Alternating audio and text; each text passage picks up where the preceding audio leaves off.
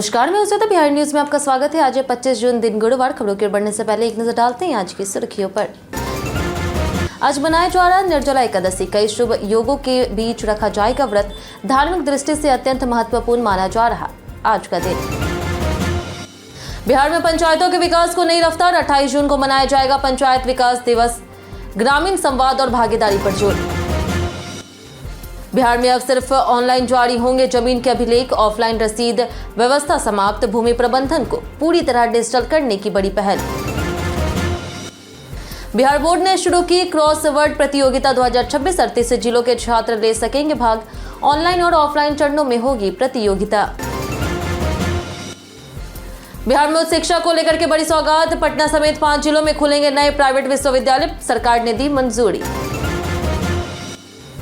BPSC auditor परीक्षा का admit card 28 जून से होगा डाउनलोड। 5 जुलाई को एक ही शिफ्ट में होगी परीक्षा। आयोग ने जारी किया शेड्यूल। आईसीसी वनडे रैंकिंग में सुमन गिल की बड़ी छलांग। 791 रेटिंग के साथ दूसरे स्थान पर पहुंचे। नंबर 1 से अब सिर्फ एक कदम दूर। चलिए एक नजर डालते हैं आज की 25 बड़ी खबरों की ओर। एनआईएसीएल में 550 पदों पर 6 जुलाई तक करे आवेदन। एनआईएसीएल ने वित्तीय वर्ष 2026-27 के लिए 550 प्रशिक्षु पदों पर भर्ती का नोटिफिकेशन जारी किया। इच्छुक उम्मीदवार 6 जुलाई तक ऑनलाइन आवेदन कर सकते हैं। बिहार में 11 सहित महाराष्ट्र में सबसे अधिक 138 पद है। आवेदन के लिए किसी भी विषय में स्नातक डिग्री आवश्यक है जो 1 जनवरी 2022 से 1 जून 2026 के बीच पूरी हुई हो।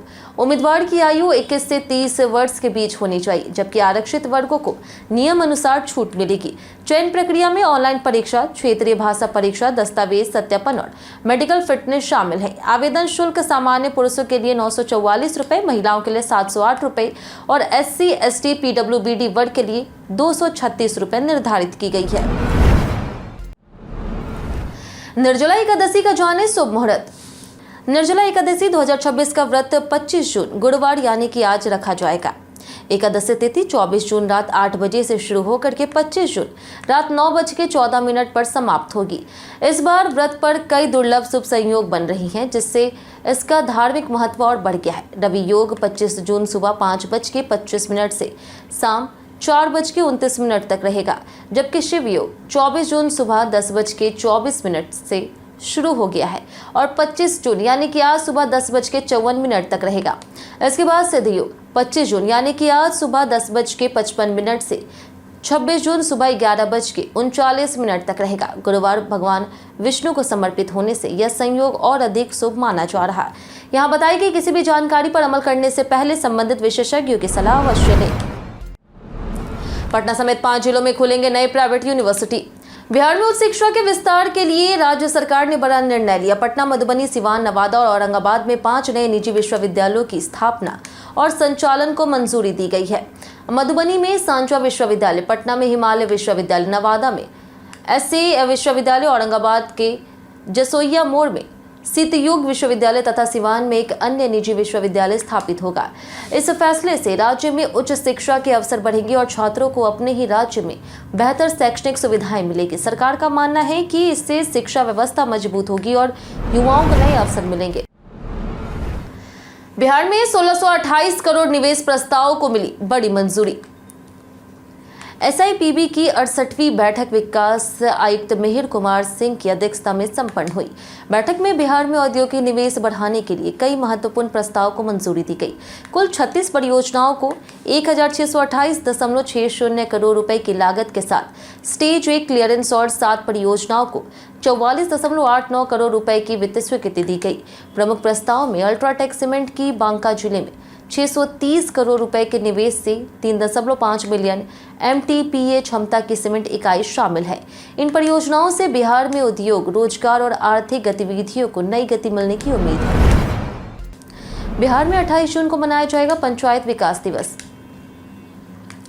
बिहार सरकार ने ग्राम पंचायतों के सतत और समग्र विकास को बढ़ावा देने के लिए प्रत्येक माह के अंतिम रविवार को पंचायत विकास दिवस मनाने का निर्णय लिया गया। इसी क्रम में 28 जून को राज्य की सभी ग्राम पंचायतों में कार्यक्रम आयोजित होगा, जिसका उद्घाटन मुख्यमंत्री मुंगेर जिले की एक चयनित पंचायतों से करेंगे। इस पहल का उद्देश्य महात्मा गांधी के ग्राम स्वराज के सपने को साकार करना और पंचायतों को ग्रामीण विकास का मजबूत केंद्र बनाना है। कार्यक्रम के जरिए पंचायत प्रतिनिधियों, महिलाओं, युवाओं और ग्राम सभा सदस्यों के बीच संवाद बढ़ाया जाएगा। साथ ही प्रभारी मंत्रियों और सचिवों को पंचायतों की जमीनी स्थिति का आकलन करने की जिम्मेदारी दी गई। आज से शुरू हुआ बीएसईबी क्रॉसवर्ड प्रतियोगिता का रजिस्ट्रेशन। बिहार विद्यालय परीक्षा समिति द्वारा राज्य के कक्षा 9 से 12 तक के विद्यार्थियों के लिए बीएसईबी क्रॉसवर्ड प्रतियोगिता 2026 आयोजित की जा रही है। इसका उद्देश्य छात्रों की बौद्धिक क्षमता और भाषाई ज्ञान को बढ़ाना है। रजिस्ट्रेशन 25 जून यानी कि आज से 5 जुलाई तक b3c.biharboardonline.com या फिर मोबाइल ऐप के माध्यम से निःशुल्क किया जाएगा। ऑनलाइन अभ्यास 6 से 9 जुलाई तक होगा, जबकि जिला स्तरीय प्रतियोगिता 10 से 26 जुलाई तक आयोजित होगी। राज्य स्तरीय फाइनल 30 जुलाई को पटना में होगा। जिला स्तर पर प्रथम 3 को 8,000, 6,000 और 4,000 रुपए मिलेंगे। राज्य स्तर पर चयनित टीमों को 11,000 से 4,000 रुपए तक पुरस्कार दिए जाएंगे। वैभव के बाद अब आशीर्वाद सूर्यवंशी ने बल्ले से मचाया धमाल। समस्तीपुर के ताजपुर प्रखंड के मोतीपुर गांव से सूर्यवंशी परिवार का एक और क्रिकेट सितारा उभरता नजर आ रहा है। बड़े भाई वैभव सूर्यवंशी के बाद अब छोटे भाई आशीर्वाद सूर्यवंशी अपनी विस्फोटक बल्लेबाजी से चर्चा में है। आशीर्वाद ने रिसर्व 11 गंगापुर की ओर से खेलते हुए रोशन 11 वैशाली के खिलाफ 119 गेंदों में 168 रनों की शानदार पारी खेली, जिसमें 19 चौके और 6 छक्के शामिल है। इससे पहले उन्होंने 87 गेंदों में 103 रन भी बनाए थे। लगातार 2 बड़ी पारियों के बाद क्रिकेट प्रेमियों की नजर अब उन पर टिक गई है। परिवार और विशेषज्ञों को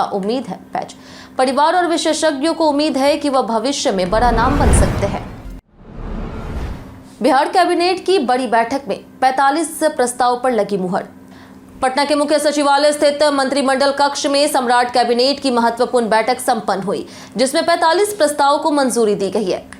बैठक में दोनों उप मुख्यमंत्री सहित सभी मंत्री उपस्थित रहे। बिहार में ग्रीनफील्ड सैटेलाइट टाउनशिप विकास के लिए 1 करोड़ रुपए की वित्तीय सहायता के लिए MOU करने की स्वीकृति दी गई। साथ ही प्रारंभिक से उच्च माध्यमिक विद्यालयों के शिक्षकों, प्रधान शिक्षकों और प्रधानाध्यापकों स्थानांतरण के लिए बिहार राज्य शिक्षक स्थानांतरण नियमावली 2026 को मंजूरी मिली।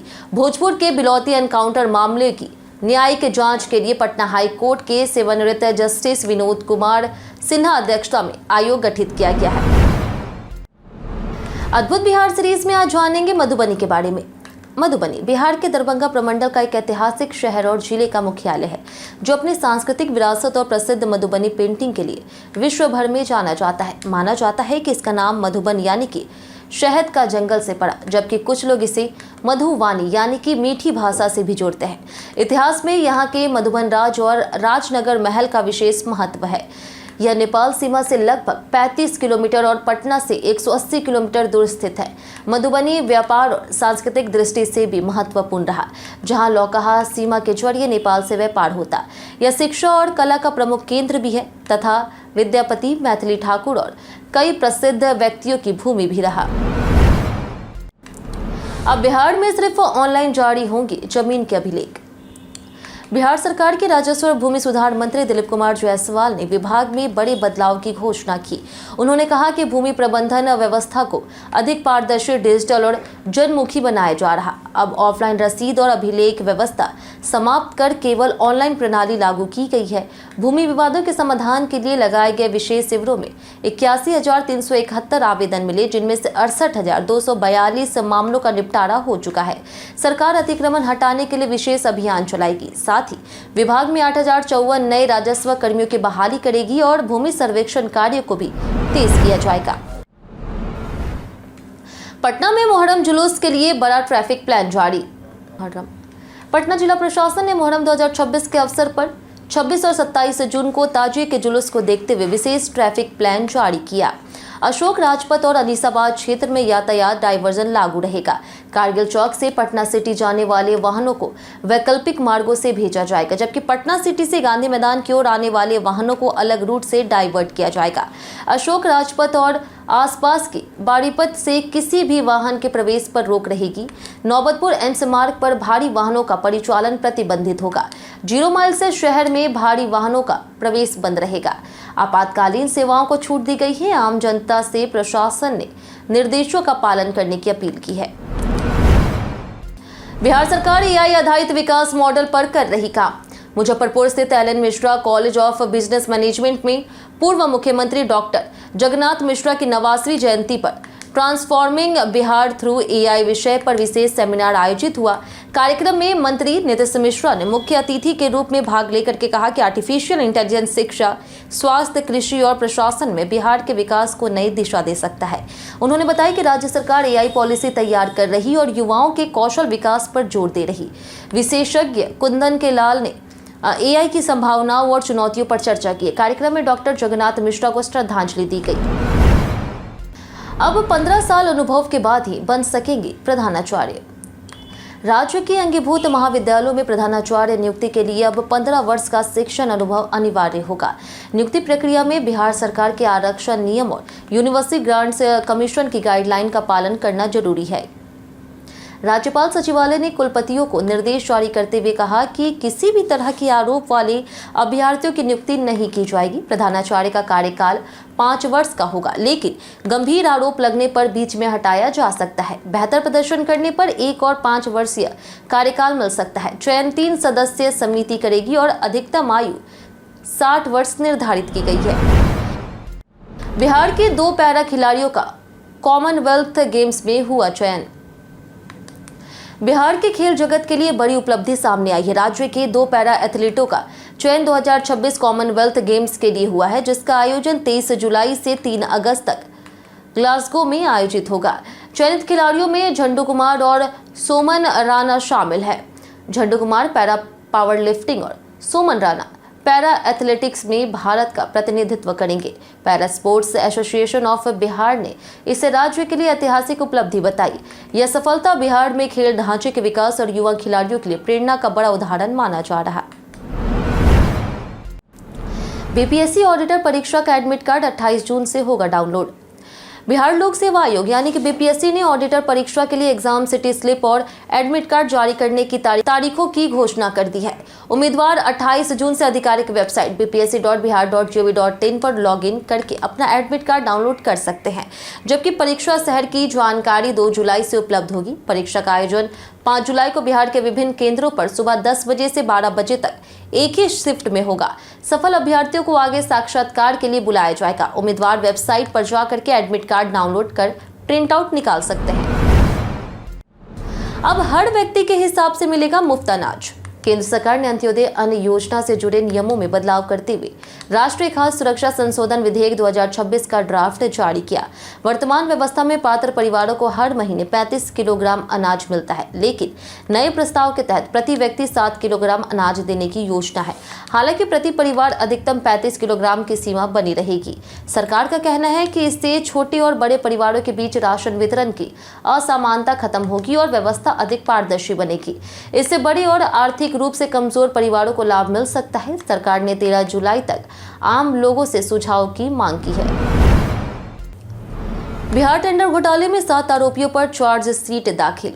बिहार के बहुचर्चित टेंडर घोटाला मामले में विशेष सतर्कता इकाई ने बड़ी कार्रवाई करते हुए ऋषुश्री, आईएएस संजीव हंस समेत 7 लोगों के खिलाफ चार्जशीट दाखिल की। जांच में ऋषुश्री को मुख्य आरोपी माना गया है, जो पसंदीदा कंपनियों को टेंडर दिलाकर 7 से 10% तक कमीशन लेता था। जांच में मोबाइल और दस्तावेजों से कई डिजिटल सबूत मिले। कोशी बराज समेत कई टेंडरों में हेरफेर के आरोप सामने आए। संजीव हंस और पवन कुमार फिलहाल फरार है। वहीं आईएएस अभिलाषा शर्मा और योगेश सागर भी जांच के दायरे में हैं, जिनसे जल्द पूछताछ होगी। जानिए आज कैसा रहेगा बिहार के मौसम का मिजाज। बिहार में मौसम को लेकर के अगले कुछ दिनों तक मिश्रित स्थिति देखने को मिल सकती है। मौसम विभाग के अनुसार अगले 48 घंटों में अधिकतम तापमान में कोई बड़ा बदलाव नहीं होगा, लेकिन उसके बाद 3 दिनों में 2 से 3 डिग्री तक गिरावट संभव है। न्यूनतम तापमान में अगले 3 से 4 दिनों तक लगभग स्थिर रह सकता है। दक्षिणी जिलों में 50 से 60 किलोमीटर प्रति घंटे की रफ्तार से तेज हवा, मेघ गर्जन और वज्रपात की संभावना है, जबकि उत्तरी हिस्सों में 40 से 50 किलोमीटर प्रति घंटे की रफ्तार से तेज हवा चल सकती है। अररिया, कटिहार, किशनगंज, मधुबनी, पूर्णिया और सुपौल में भारी बारिश के आसार है। वहीं दक्षिण पश्चिम और दक्षिण मध्य क्षेत्रों में लू का असर भी बना रहेगा। रिश्वत मांगने वालों की अब सीधे सीबीआई से करें शिकायत। यदि किसी केंद्रीय सरकारी विभाग, पीएसयू या फिर बैंक के अधिकारी अथवा कर्मचारी द्वारा भ्रष्टाचार या फिर रिश्वत की मांग की जाती है तो नागरिक इसकी शिकायत सीधे संबंधित एजेंसियों के पास दर्ज करा सकते हैं। ऐसे मामलों पर कार्रवाई के लिए सेंट्रल ब्यूरो ऑफ इन्वेस्टिगेशन यानी कि सीबीआई की एंटी करप्शन ब्रांच पटना से संपर्क किया जा सकता है। शिकायत दर्ज कराने के लिए नागरिक दूरभाष नंबर 9431005682 या फिर 061222355588 और 061222355599 का उपयोग कर सकते हैं। इसका उद्देश्य भ्रष्टाचार पर रोक लगाना, पारदर्शिता बढ़ाना और आम लोगों को रिश्वतखोरी के खिलाफ शिकायत दर्ज कराने के लिए आसान माध्यम उपलब्ध कराना है। बिलौटी गांव में महापंचायत के बाद आंदोलन की दी गई चेतावनी। भोजपुर के बिलौटी गांव में भरत तिवारी एनकाउंटर के विरोध में बड़ी महापंचायत हुई, जिसमें करीब 5000 लोग और हजारों वाहन शामिल हुए। इसमें जनसुराज के संस्थापक प्रशांत किशोर भी पहुंचे और उन्होंने जांच में गृह मंत्री, एसटीएफ अधिकारियों और मजिस्ट्रेट की भूमिका पर सवाल उठाए। महापंचायत में लोगों ने पुलिस पर फर्जी एनकाउंटर का आरोप लगाते हुए न्याय की मांग की। परिजन ने कहा कि मांगे पूरी नहीं हुई तो विधानसभा घेराव करेंगे। सरकार ने मामले में एफआईआर दर्ज कर कई पुलिसकर्मियों पर कार्रवाई की है और एसडीपीओ को हटाया गया है। सीएम ने न्यायिक जांच के आदेश दिए। ट्रेन खुलने के बाद भी अब ऑनलाइन बुक होगी कंफर्म सीट। रेल यात्रियों के लिए बड़ी राहत की खबर है। अब ट्रेन खुलने के बाद भी खाली होने वाली कंफर्म सीटों और बर्थ की ऑनलाइन बुकिंग की जा सकेगी। रेलवे बोर्ड के निर्देश पर पूर्व मध्य रेलवे दानापुर मंडल ने इस नई व्यवस्था की तैयारी शुरू कर दी। नई प्रणाली में यदि कोई यात्री यात्रा रद्द करता है या फिर ट्रेन में सवार नहीं होता है तो उसकी सीट तुरंत ऑनलाइन उपलब्ध हो जाएगी। टीटी के हैंड हेल्थ टर्मिनल को अपग्रेड कर सीटों की स्थिति तुरंत अपडेट की जाएगी। इससे यात्रियों को यात्रा के दौरान भी कंफर्म सीट मिलने की संभावना बढ़ेगी और खाली सीटों का बेहतर उपयोग हो सकेगा। शुभमन गिल की बड़ी छलांग, वनडे रैंकिंग में मचाया धमाल। आईसीसी की ताजा वनडे बल्लेबाजी रैंकिंग में भारतीय खिलाड़ियों का दबदबा देखने को मिला। शुभमन गिल ने शानदार प्रदर्शन के दम पर 791 रेटिंग पॉइंट्स के साथ 5वें से दूसरे स्थान पर छलांग लगाई और अब वह नंबर 1 से सिर्फ एक कदम दूर है। न्यूजीलैंड के डेरिल मिचेल शीर्ष पर बने हैं, जबकि विराट कोहली चोट के कारण अफगानिस्तान सीरीज नहीं खेल सके और तीसरे स्थान पर खिसक गया है। ईशान किशन 21 स्थान की छलांग लगा करके 43वें और यशस्वी जायसवाल 84 स्थान ऊपर चढ़कर 71वें स्थान पर पहुंच गए हैं। कई कारणों से दर्ज भारत के इतिहास में आज की तारीख। चंद्रशेखर पांडे का 1903 में जन्म हुआ, जबकि 1908 में स्वतंत्रता सेनानी और राजनीतिज्ञ सुचेता कृपलानी का जन्म हुआ। 1931 में भारत के 8वें प्रधानमंत्री विश्वनाथ प्रताप सिंह का जन्म हुआ। 1950 में राष्ट्रवादी नेता स्वामी सहजानंद सरस्वती का निधन हुआ। 1975 में परमवीर चक्र विजेता मनोज कुमार पांडे का जन्म हुआ। 25 जून को इमरजेंसी की बरसी काला दिवस के रूप में भी याद की जाती है। गैस कंपनी के नाम पर आ रहे फर्जी मैसेज से रहे सावधान। इंडियन ऑयल कॉर्पोरेशन ने एलपीजी गैस सिलेंडर के नाम पर हो रहे फर्जीवाड़े को लेकर के ग्राहकों को अलर्ट किया है। कंपनी के अनुसार जालसाज नए गैस कनेक्शन और संबंधित सेवाओं के नाम पर फर्जी मैसेज और कॉल भेज करके लोगों से पैसे मांग रहे। कंपनी ने स्पष्ट किया है कि ऐसे संदेश उसकी ओर से नहीं भेजे जा रहे।